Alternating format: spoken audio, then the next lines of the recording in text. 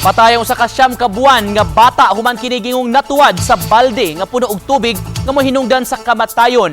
Ang insidente ipasusi sa kapulisan. Ani ang report ni Femari Dumabok. Igo na lang sa pagbakwa nga mahanog inahan sa siyam ka buwan nga masuso nga si Adrian Livin Cabido. Namatay ang masuso. Sud sa ilang gipuy ang panimay sa Lorega, San Miguel, Dakbayan sa Sugbo. Nakita na lang sa apuhan nga natulingbang na og nag-ubo nga way kinabuhi ang masuso sa balde nga puno og tubig. Matod ni Larang nga kada buntag nang matug si Adrian kay magmataman kini magabi hangtod sa kadlawon. Tungod niini alas 8 na siya sa buntag makatug. Ang balde nga napuno sa tubig gingong anaara sa saog din anhara usab sila mga tug. Kayo. May ka, yung antos niya man ba na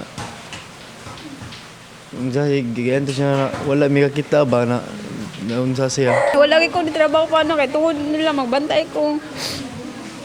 Sa kalit lang. Kalit ko. Gatuon na mo po niya. Pila na baka oras na bungi ko suri nga na orasan. Daliara ko na. Maasok sa mga ko na to. Tabo mga padunas na ibi. Wa man modangop sa kapulisan sila si Lara ug Randall apan matod ni Police Brigadier General Anthony Abirin. Ipasusi niya ang aksidente sa Cebu City Police kun wa by foul play.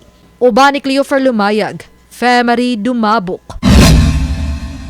GMA Regional TV Live.